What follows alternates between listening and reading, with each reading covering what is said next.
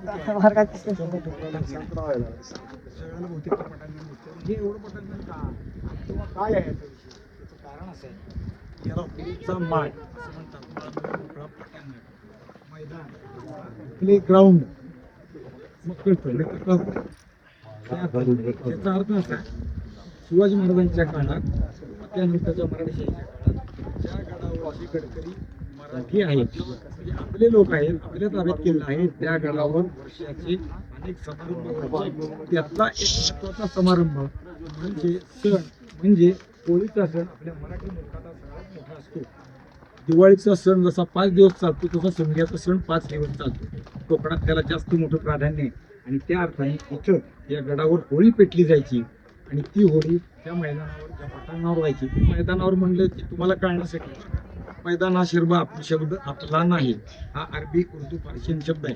आपला त्याही संबंध नाही. पटांगण आपला आहे, लक्षात ठेवा. या पटांगणावर माळ आपला आहे. प्युअर मराठी शब्द माळ. प्युअर म्हणलं असो, हा होळीचा माळ आहे. इथं होळीच्या माळावरती होळी पेटली जायची. पहिली बोंब गडकऱ्याने मारायची, त्याला पहिली पूर्ण होळी त्यानं द्यायची. आणि मग बाकीच्या गावातल्या जे आपल्या परंपरा ज्या आहेत त्या पद्धतीने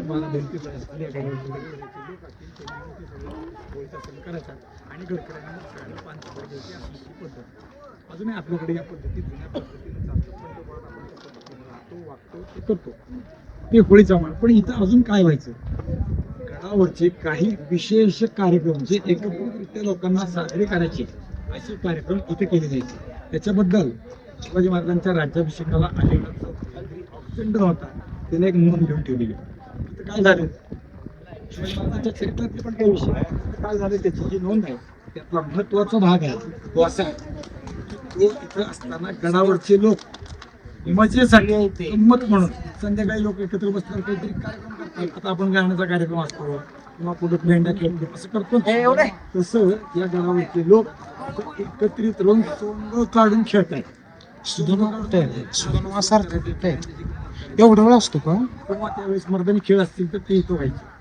त्यांनी त्यातली नोंद अशी केली, इथल्या लोकांनी 500चं सोंग काढले आणि त्याची नोंद आहे. आणि जे गप्पा गोष्टी नाही, ही खरी आहे. मग इथं अजून काय होतं, इथं अनेक गोष्टी घडलेल्या आहेत. छत्रपती शिवाजी महाराजांच्या राज्याभिषेकाच्या अनुराधाने पुन्हा संभाजी महाराजांच्या राज्याभिषेकाच्या अनुराधाने काही गोष्टी महत्वाच्या घडल्या. त्यामध्ये राजांनी राज्याभिषेकाच्या वेळेस रथावरती आरूढ व्हायचं आणि विजयाला बाहेर पडायचं, असा एक संस्कार. सोन्याच्या रथावर शिवाजी महाराज आरूढ झाले, म्हणजे पृथ्वी पादाक्रांत करण्यासाठी बाहेर पडले, असा जो संस्कार आहे ते रथावर येऊन उभारले. आणि हा पुढे सारख्याने असेल, शिवाजी महाराज झाला असेल, रथावरून सुटले, तो रथ येथून निघालेला आहे. हे होळीचा माळ म्हणून झाला. आणि मग शिवाजी महाराज पुढे इकडे गेले असतील आणि पुन्हा ते रथ थांबून पुढच्या कार्यक्रमाला संभाजी महाराजांचा राज्याभिषेक रायगडावर झाला, तोही कार्यक्रम बहुतेक त्यांनी इथंच केला असेल. हे झाले 2 महत्वाचे विषय. आणि मग हे आपण जे उभारलो ते काय आहे, याच्यात रायगडाच्या बाबतीत प्रत्येक गोष्टी उभा आहे. हे काय आहे, प्रत्येकाला अनेक गोष्टी प्रश्न प्रश्न प्रश्न प्रश्न, उत्तर कोणी फुटत नाही किंवा आलेल्या उत्तरावर एकमत होत नाही, असाही भाग आहे.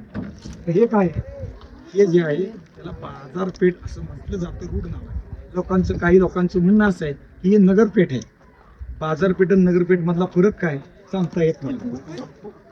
आपल्या गावामध्ये आता सातारकर आहेत, पंढरपूरकर आहेत. मुख्य बाजार जो असतो तो आपल्या मंदिराच्या परिसरात आहे किंवा इतर भागात आहे. गोविंदपूर आहे, इतर भागात आहे संतपेठ, जनी पेठ, ही गावाची भाग आहेत. नवी पेठ, आता साताऱ्यात खूप आहेत, पेठा पण खूप आहेत. शुक्रवार पेठ आहे, मंगळवार पेठ आहे, पेठ आहे, हे साताऱ्यात आहे. तर या पेठा म्हणजे काय, मागे लोक राहतात, पुढे दुकानात, म्हणजे पेठ. मग नगरपेठ म्हणलं काय आणि बाजारपेठ म्हणलं काय, काही फरक पडायचं कारण नाही. हा त्यातला महत्वाचा भाग मला सांगायचा होता. याची तुम्हाला तर याची उंची इतकी उंच आहे की हे कसं काय बाजार करत असतील, असा शंका उत्पन्न व्हाव्यात, असा विषय आहे. घोड्यावर हिंडता सुद्धा बाजार करता यावा, एवढी याची उंची आहे. दुसरं, पंढरपुरात आपण जेव्हा गावात, जुन्या गावात फिरत होतो, जुन्या गावातले जे चुरमुऱ्याची दुकानं, प्रासादिक दुकानं, ते प्रासादिक दुकानातल्या वस्तू दुकानदार इतक्या उंचीवर असायचं, वरून त्या माणसाने नुसतं असं उपरण केलं तर त्याच्यात एक काटा मोकळा करता यावा, असं ही उंची त्या हिशोबात बरोबर आहे. त्यामुळे इथं काय मिळत होतं किंवा या बाजाराचा काय विषय, 2-3 गोष्टी बांधकामशास्त्र म्हणून सांगतो. हा बाजार जो आहे ते मोठा अंतर सुमारे 40 फुटापेक्षा जास्त आहे. 50 फूट असू शकतो. प्रत्यक्ष काय मोजायचं किंवा एवढंच फूट आहे असं सांगायचा हा माझा काही भाव नाही. पण याचं विशेष असं आहे की इथं मगाशी सांगितल्याप्रमाणे की पाऊस तो इतका की पुढच्या पक्षाच्या पंखावरही शेवाळ साचावं इतका पाऊस पडतो. म्हणजे आपल्या परिभाषेत सांगू का, पंढरपूरला वर्षभरात किती पाऊस पडतो कोणाला माहिती आहे का? इंचाच्या परिभाषेत नवीन सांगतात. माहिती आहे का कोणाला? पंढरपुरात जो पाऊस पडतो तो वर्षाला 18 इंच पाऊस पडतो. पंढरपुराकडून पुण्यात गेलं की तो 50 इंच पडतो. सिंहगडावर गेलं की तो 80 इंच पडतो. अजून थोडं वर गेलं म्हणजे आपल्या आता रायगडावर आलं तो 250 इंच पडतो. म्हणजे पंढरपुरात वर्षात जेवढा पाऊस पडतो तेवढा रायगडावर एका दिवसात पडतो. लक्षात ठेव. एवढा पाऊस इथं पडतो, पण इथं पडलेल्या पावसाचं पाणी थांबत नाही. त्या बाजारपेठेच्या मध्यभागी जर उभा राहिला तर दोन्ही बाजूला हा रस्ता उतरता आहे असं दिसून येईल. आणि उतरता असून पुन्हा या दोन्ही बाजूला पाणी आउटलेट काढण्यासाठी मोठी गटाराची व्यवस्था आहे. त्यातून ते पाणी उडवून द्यायची व्यवस्था केलेली आहे. अजून एक विशेष सांगतो, तुम्ही तिथं पहिल्या नंबरला उभा राहा आणि नजर अशी स्वच्छ सरळ लावा. एकही दुकान पुढं मागं झालेलं नाही. आता टाउन प्लॅनिंगच्या स्कीम येतात, पण कोणाचं तरी राजकीय वशिल्यापायी दुकानं घरं मागं पुढं केली जातात. त्याला कर्व दिले जातात. रामको त्याच्यातलं फार मोठं उदाहरण ते बघतायत. त्याचा ती त्रास होतो. पण इथं सरळच्या सरळ स्ट्रेट लाईन आहे. इथं 3 टप्प्यात हे घर आहे किंवा हे दुकान आहे. पुढच्या बाजूला 1 टप्पा, मधल्या बाजूला 1 टप्पा आणि त्याच्या मागच्या बाजूला 1 टप्पा. कदाचित नुसते दुकानदारी करत असतील. मधल्या आणि मागच्या भागात राहणं किंवा उत्पन्नाच्या वापराच्या वस्तू या ठेवत असतील. हा त्याचा भाग आहे. आणि इथं 2 बाजूला, एका बाजूला 22 आणि एका बाजूला 21, डाव्या बाजूला 22 आहे आणि माझ्या उजव्या बाजूला 21 दुकानं, असं 43 दुकानं आहेत. काय मिळत असेल? एवढ्या उंचीवर शिवाजी महाराजांनी बाजारपेठ निर्माण केली हे सगळ्यात महत्वाचं आहे. कारण इथं सुमारे 10,000 लोक नित्य वस्तीला होते. त्यांना लागणाऱ्या सगळ्या वस्तू आहेत. मग नवीन परिभाषेत सांगतो, किराणा, रेशन, नवीन वेगळ्या कापड चोपड, शस्त्र अस्त्र, कुंभाराच्या वस्तू आणि त्या काळात दागिने असतील, काही अन्य वस्तू असतील, चांभार कामातल्या वस्तू, अन्य गोष्टी आहेत या इथे मिळत असतील अशी शक्यता आहे. एक गोष्ट काय मिळत होतं माहीत नाही, पण एक मिळत नव्हतं हे मात्र माहीत आहे. कारण हेनरी ऑक्झेंडन जेव्हा रायगडावर आला तेव्हा हेनरी ऑक्झेंडन हा पावसाळी होता आणि त्याला तो थोडा पाहुणा असल्यामुळे त्याला खाण्याची मांसाची व्यवस्था केली होती. तो रोज ते आणि त्याच्याबरोबरच्या माणसाला 1 बोकड खायला लागत होतं. लक्षात ठेवा बरं का. आणि ते बोकड रायगडावर मिळत नव्हतं, म्हणजे मारलं जात नव्हतं. ते खालून पाचडच्या गावातून, वाडीतून, रायगडवाडीतून तो तिथला खाटीक ते पाठवायचा.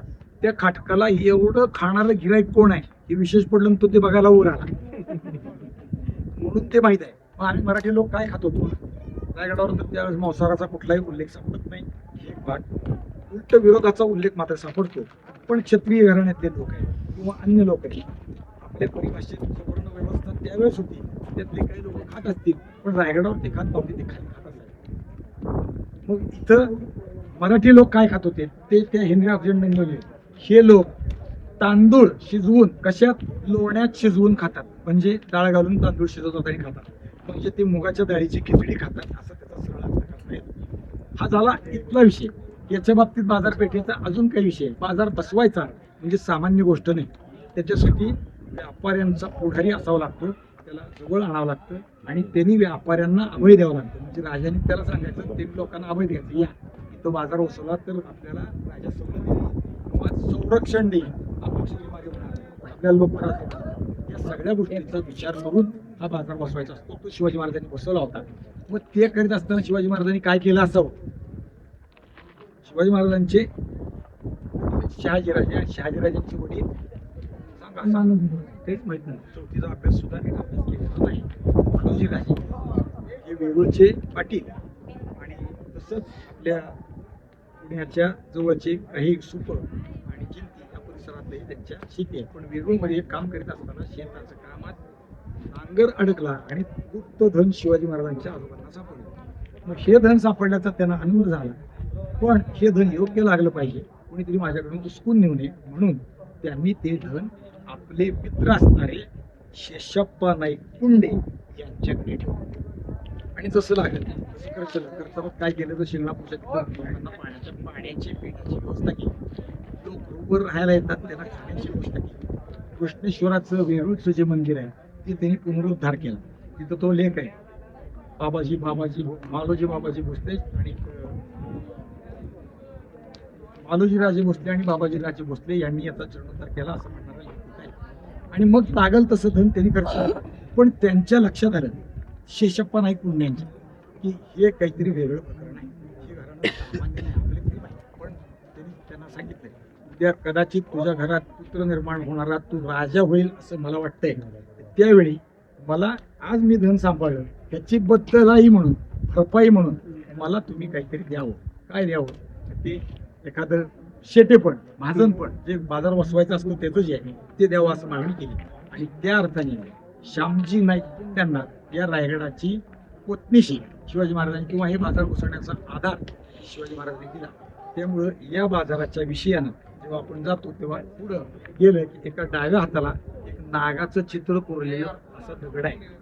त्याचा अर्थ असा करायचा, असाच आहे असं नाही, असा करायचा कसा, त्या शेषप्पा नाईकाचं स्मरण म्हणून शिवाजी महाराजांनी तो नाग कोरला आणि त्याच्या घरातले लोक त्याचे वारस ते दुकानदारी घरदार ते सांभाळत असावे. हा इथला तेवढा अर्थ हा झाला एक भाग. दुसरं या रस्त्याने काय झालं मी मगाशी सांगितलं, राज्याभिषेकाचा समारंभ सिंहासनारोहण आणि सगळं झालं. शिवाजी महाराज हत्तीवर बसले तिथून खाली आले आणि या रस्त्याने जगदीश्वर महादेवाच्या दर्शनाला गेले. महाराजांच्या हत्तीला सोन्याचे अलंकार होते, सगळं सविस्तर सांगितलं आपण. पण हत्ती चालवण्यासाठी अंकुश म्हणून अंकुश घेऊन एक माणूस बसावा लागतो, त्याला माहूत म्हणतो आपण. पण राजाचा हत्ती आहे, सम्राटाचा हत्ती आहे, त्याची सत्ता आता या सकल पृथ्वीवर चराचरावर आहे, ती निरंकुश आहे. राजावर कोणाचा अंकुश नाही हे दर्शवण्यासाठी तो हत्ती चालवणारा जो माणूस आहे त्याच्या हातात त्यावेळेस अंकुश असत नाही. मग ते हत्ती चालवणारा कोण असतो तेही ठरलेलं नाही. ते शिवाजी महाराजांचे त्यावेळेस असणारे सरनौबत किंवा ज्याला सेनापती आपण म्हणतो ते सेनापती बिपिनराव मोहिते ते हत्ती चालवित होते. त्याच्या हातात अंकुश घ्यायचा, हत्ती चालवायचा कसा, हत्तीच्या गाळ्यात जी दोरी घातलेली असते त्याला घंटा बांधतात, अलंकार घातलेले असतात, ती दोरी कानाच्या मागे रेशमाची दोरी असते बरं का, खरं रेशीम नाही. त्या दोरीत दोन अंगठी दोन बाजूला घालायची आणि त्या अंगठ्याने हत्ती चालवायचा. हे कर्म कठीण काम आहे. आपल्याला घोडं चालवता येत नाही, आपल्याला मोटरसायकल चालवायची म्हटलं तर शिकावं लागते, लायसन्स घ्यावं लागते. मोटरसायकलपेक्षा घोडा अवघड आहे आणि घोड्यापेक्षा हत्ती फार अवघड काम आहे. शिवाजी महाराज हत्ती चालवायला शिकले होते असं शिवभारतामध्ये नमूद आहे. काय काय शिकले त्यात नमूद आहे. त्यात घोडा चालवायला शिकले, हत्ती चालवायला शिकले, रथ चालवायला शिकले, अनेक गोष्टी त्यात मला जायचं आहे. ते हत्ती ते चालवत पण आपले हंबीरराव मोहिते या रस्त्याने मागे शिवाजी महाराज बसले आणि ते हत्ती चालवत या रस्त्याने गेले. मग त्यांच्या दोन हातात दोन चौऱ्या घ्यायच्या आणि त्या चौऱ्या असल्या राजाची स्वारी आली आहे चिन्ह आणि महाराजांच्या मागे खवाशी हत्तीवर हवला असतो, हवल्याच्या मागे एक मार्ग त्याला खवाशी म्हणतात.